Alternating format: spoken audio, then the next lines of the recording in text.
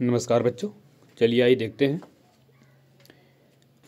कक्षा 12 के जीव विज्ञान के पेपर से संबंधित पिछले वर्ष के पेपरों के सॉल्यूशन। जैसे पहला पेपर है तो आपका शुरू होता है वो विकल्पीय प्रश्न है।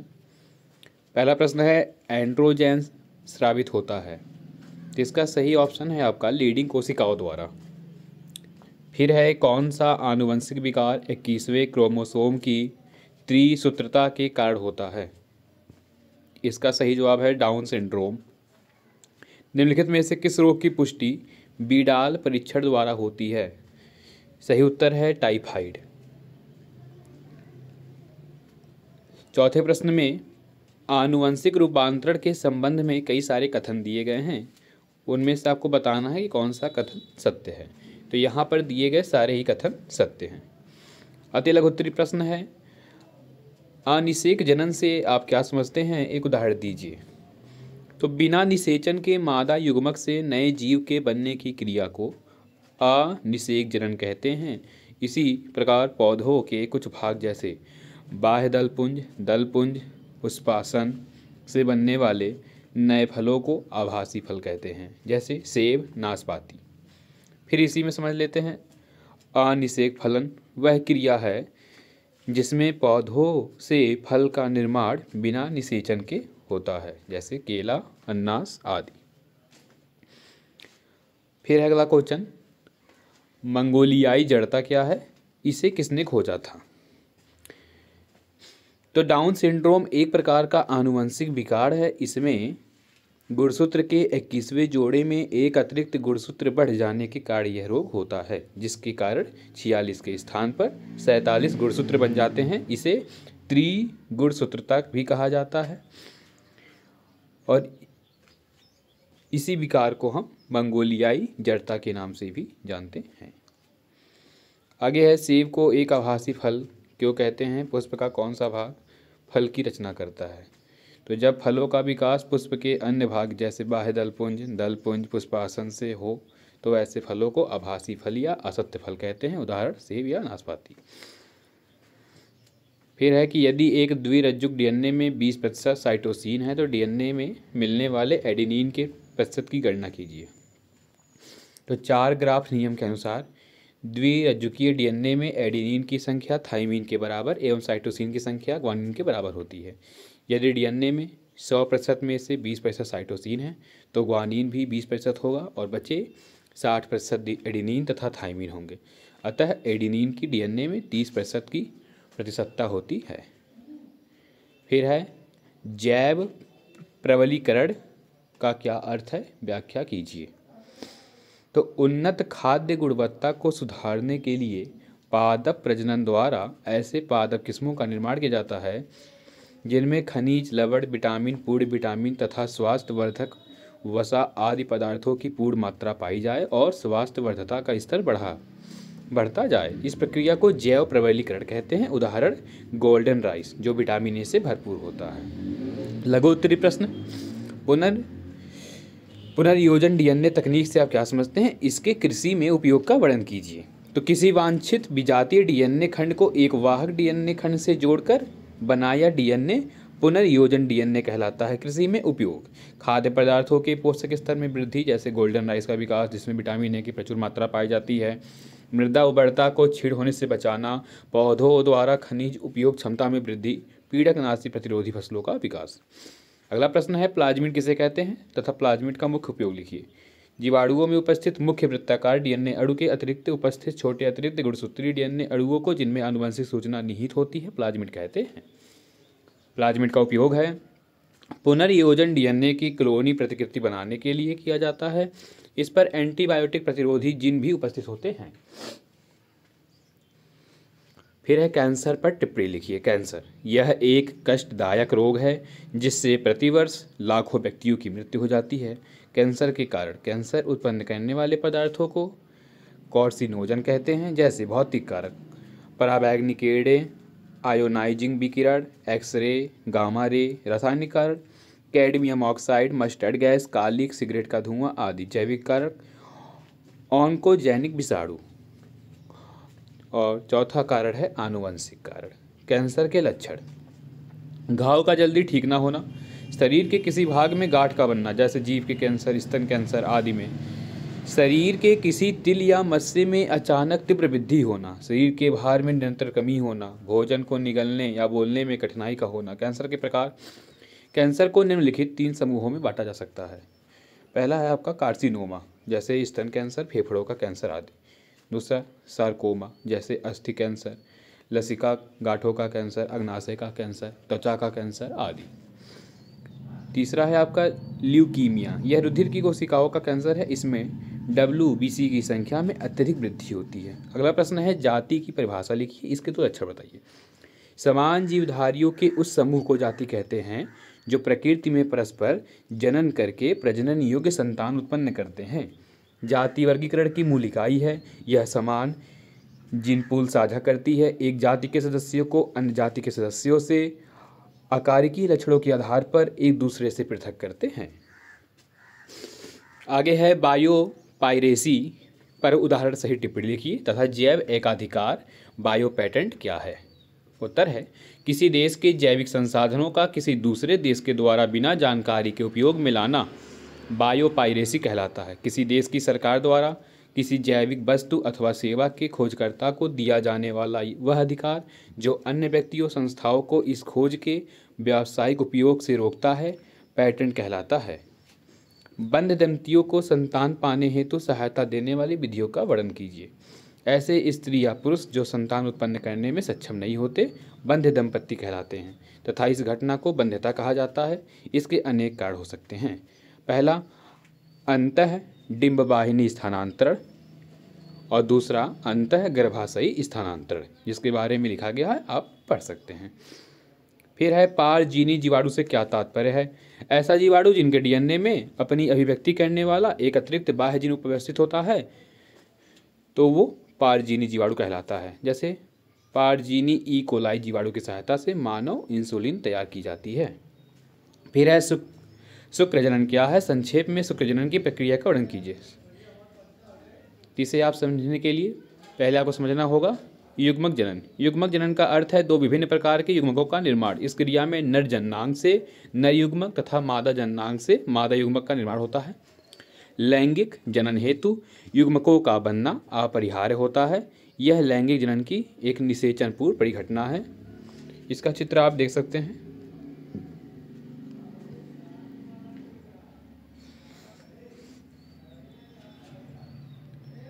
फिर है शुक्रजनन। विसरण में शुक्राणुओं का निर्माण शुक्रजनन द्वारा होता है। यह प्रक्रिया लैंगिक हार्मोन्स द्वारा प्रभावित होती है। शुक्रजनन प्रक्रिया को 2 चरणों में बांटा जा सकता है। जनन कोशिकाओं से स्पर्मेटिड का निर्माण और स्पर्मेटिड का शुक्राणु में कायांतरण।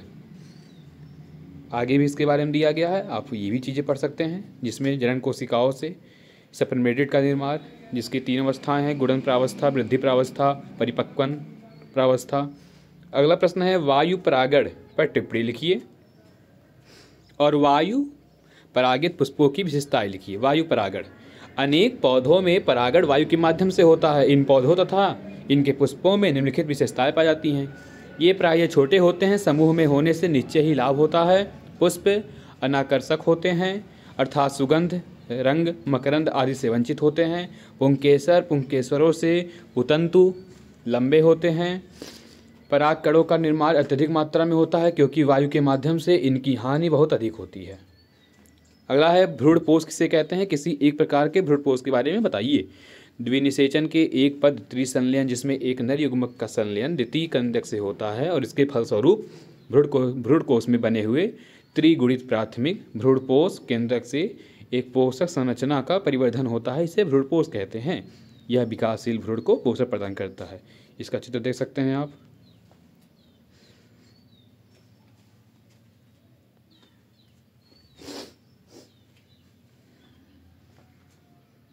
भ्रूणपोष 3 प्रकार के होते हैं, केंद्रकीय, कोशिकीय और हिलोबियल। चित्रों की सहायता से लघु बीजाणु जनन का वर्णन कीजिए। परागकोश की प्रत्येक पाली में 2 कोष्ठक होते हैं। इन्हें परागकोष्ठ या लघु बीजाणु धानियाँ कहते हैं। परागकोश में परागकण या लघु बीजाणु बनने की क्रिया को लघु बीजाणु जनन कहते हैं। इसका चित्र आप देख सकते हैं।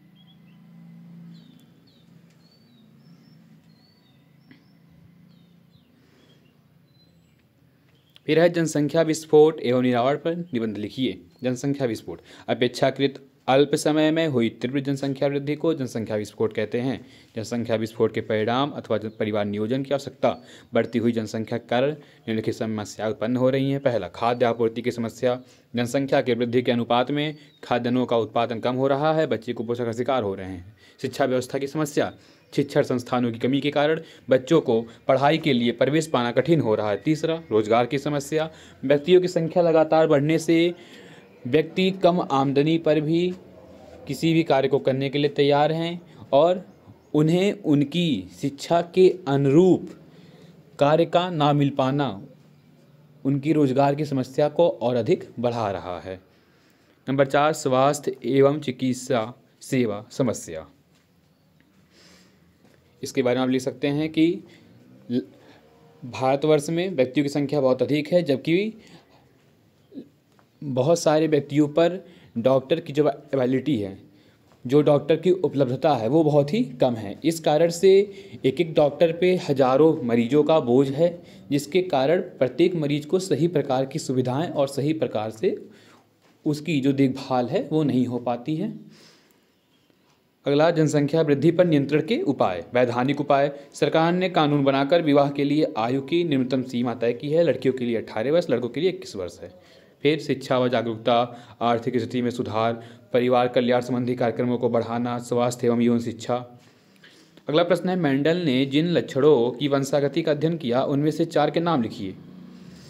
तो मेंडल ने मटर के पौधे में निम्न 7 लक्षणों की वंशागति का अध्ययन किया। पहला, पौधे की ऊंचाई, लंबा या बौना। दूसरा, पुष्प का रंग, बैंगनी या सफ़ेद। तीसरा, बीज का आकार, गोल या झुर्रीदार। चौथा, बीज का रंग, पीला या हरा। पांचवा, फली का रंग, हरा या पीला। छठवां, फली का आकार, फूली या सिकुड़ी। सातवां, पुष्प की स्थिति, कक्षस्थ या अंतस्थ। फिर है सह प्रभाविता। वंशागति का वह प्रकार जिसमें किसी विषम युग्मजी में दोनों एलील अभिव्यक्त होते हैं, सह प्रभाविता कहलाता है। मनुष्य में AB रक्त समूह इसका एक उदाहरण है। आनुवंशिक कोड। आनुवंशिक कोड जीवन के प्रारंभिक समय से चली आ रही वह सार्वत्रिक कोड सूचना है जो सभी जीवों में आनुवंशिक सूचना के आधार पर प्रोटीन संश्लेषण को विशिष्टीकृत रूप देता है। इस आनुवंशिक भाषा में प्रत्येक संकेतांक या कोड पर 3 अक्षरों का बना त्रिगुट होता है, जो स्मॉलियम RNA के न्यूक्लियोटाइडों के प्रतीक को AUGC को दर्शाता है तथा किसी एक अमीनो अम्ल को कोटित करता है। mRNA अणु पर उपस्थित 3 क्षारकों का एक समूह जो एक अमीनो अम्ल को पहचानता है आनुवंशिक कोड कहलाता है। मानव जीनोम प्रोजेक्ट। यह US डिपार्टमेंट ऑफ एनर्जी व नेशनल इंस्टीट्यूट ऑफ हेल्थ द्वारा प्रायोजित एक अंतर्राष्ट्रीय परियोजना थी। इसमें अनेक देशों के वैज्ञानिकों ने मिलकर कार्य किया। यह एक दीर्घावधि परियोजना थी। यह सन 1900 में प्रारंभ हुई व 2003 में पूरी हुई। मानव जीनोम परियोजना के लक्ष्य: मानव जीन्स की पहचान करना, मानव DNA को बनाने वाले लगभग 3 बिलियन रासायनिक क्षारक युग्मकों के अनुक्रमों को निर्धारित करना, जीनोम संबंधित आंकड़ों को संग्रहित करना और विश्लेषण हेतु आधुनिकतम, तीव्र, अधिक प्रभावी तकनीक विकसित करना, योजना के फलस्वरूप उठने वाली सामाजिक, नैतिक व कानूनी समस्याओं पर विचार करना। मानव जीनोम में प्रयुक्त विधियाँ: अभिव्यक्त अनुक्रम टैक्स और अनुक्रम टिप्पण या सीक्वेंस एनोटेशन। फिर है मिलर के प्रयोग का सचित्र वर्णन कीजिए। रूसी वैज्ञानिक AI ओपेरिन ने रासायनिक उद्विकास द्वारा जीवन की उत्पत्ति नामक सिद्धांत प्रस्तुत किया। स्टैनले मिलर ने अपने प्रयोग द्वारा ओपेरिन के कथन की पुष्टि की थी। इसमें आप जो मिलर से प्रयोग से संबंधित चित्र है उसे दिखा देंगे, जैसे यहाँ पे दिखाया गया है। तो ये मिलर के प्रयोग का आरेखीय निरूपण है, जिसे आप देख सकते हैं कि चित्र किस प्रकार से बनाना है। आप इसका स्क्रीनशॉट भी ले सकते हैं। आगे है स्टैनले मिलर का प्रयोग क्या था। मिलर ने 5 लीटर के फ्लास्क में मैथेन, हाइड्रोजन तथा अमोनिया का मिश्रण 2:2:1 अनुपात में लिया। आधे लीटर के एक फ्लास्क को नालिका द्वारा 5 लीटर वाले फ्लास्क के जोड़ लिया। छोटे फ्लास्क में निरंतर पानी के उबलते रहने का प्रबंध किया ताकि जलवाष्प नालिका द्वारा बड़े फ्लास्क में पहुंचती रहे। वायुमंडल की परिस्थितियों को उत्पन्न करने के लिए 5 लीटर वाले फ्लास्क में टंगस्टन के इलेक्ट्रोड के मध्य 60,000 वोल्ट की विद्युत धारा लगभग 1 सप्ताह तक प्रवाहित की गई। उपकरण में गैसीय मिश्रण को संघनित करने के लिए कंडेंसर की व्यवस्था की गई। गैसीय मिश्रण कंडेंसर द्वारा पुनः द्रव में बदलता रहा। जैसे मैथेन, अमोनिया, हाइड्रोजन तथा जल का यह मिश्रण उपकरण में 1 सप्ताह तक उबलता रहा। प्रयोग के अंत में एक लाल रंग का गंधला तरल प्राप्त हुआ। इस तरल पदार्थ का परीक्षण करने पर ज्ञात हुआ कि यह विभिन्न अमीनो अम्लों, सरल शर्कराओं तथा कार्बनिक अम्लों का मिश्रण था। स्टैनले मिलर के प्रयोग से ओपेरिन के इस कथन की पुष्टि होती है कि आदि वातावरण में उपस्थित मैथेन, अमोनिया, हाइड्रोजन तथा जल वाष्प से ही जीवन की उत्पत्ति हुई। अगला है ट्रांसजेनिक जंतु किसे कहते हैं। ट्रांसजेनिक जंतु उत्पादन की 2 महत्वपूर्ण विधियों का वर्णन कीजिए। तो ट्रांसजेनिक जंतु, जिसे हिंदी में आप पारजीनी या पारजीवी जंतु भी कहते हैं, आनुवंशिक अभियांत्रिकी द्वारा विकसित जंतु जिनके जीनोम में पुनर्योगज डीएनए तकनीक से किसी अन्य जंतु या पादप कोशिका के विजातीय वांछित लक्षण वाले जीनखंड, जीन या गुणसूत्र निवेशित कर दिया जाता है, पारजीनी जंतु कहलाता है। उदाहरण ट्रांसजेनिक गाय रोजी, जिसके दूध में मानव प्रोटीन अल्फा लैक्टेब्यूमिन की उच्च मात्रा थी। ट्रांसजेनिक भेड़, जिसके दूध में पर्याप्त मात्रा में 0.1 एंटीट्रिप्सिन उपस्थित था। अनेक ट्रांसजेनिक चूहे, बकरी आदि का भी निर्माण किया गया है। ट्रांसजेनिक जंतु की रचना की विधियाँ।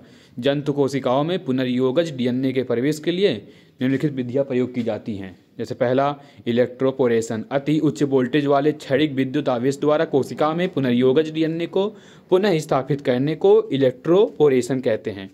माइक्रो इंजेक्शन, माइक्रो मैनिपुलेटर्स की सहायता से कोशिकाओं के केंद्रक, निषेचित अंडे के प्राकरंदक तथा एक या द्विकोशिकीय भ्रूण में विदेशी जीन को पहुंचाने की तकनीक को माइक्रो इंजेक्शन कहते हैं।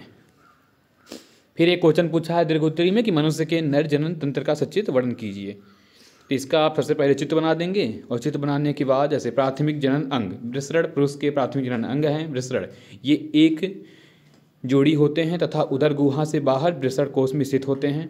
वृषण अनेक कुंडलित नलिकाओं के बने होते हैं जिन्हें शुक्रजनन नलिकाएं कहते हैं। शुक्रजनन नलिकाओं में शुक्राणुओं का निर्माण होता है। शुक्रजनन नलिकाएं वृषण जालक में खुलती हैं। वृषण जालक से 16 से 20 पतली पतली शुक्रवाहिकाएं निकलकर एपिडिडाइमिस में खुलती हैं। वृषण शुक्राणु निर्माण का कार्य करते हैं। ये विशेषकर टेस्टोस्टेरोन हार्मोन का निर्माण करते हैं जो जनन में सहायक होता है। सहायक जनन अंग, ये अंग जनन की प्रक्रिया में सहायता करते हैं।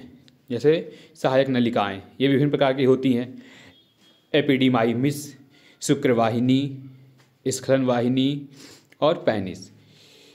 फिर सहायक जनन ग्रंथियाँ, शुक्राशय, प्रोस्टेट ग्रंथि, काउपर्स ग्रंथियाँ।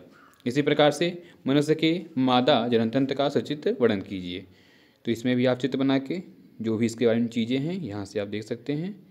इनको पढ़ के इनका स्क्रीनशॉट लेके तैयार करके अगर आपके पेपर में आता है तो इसके बारे में लिख सकते हैं।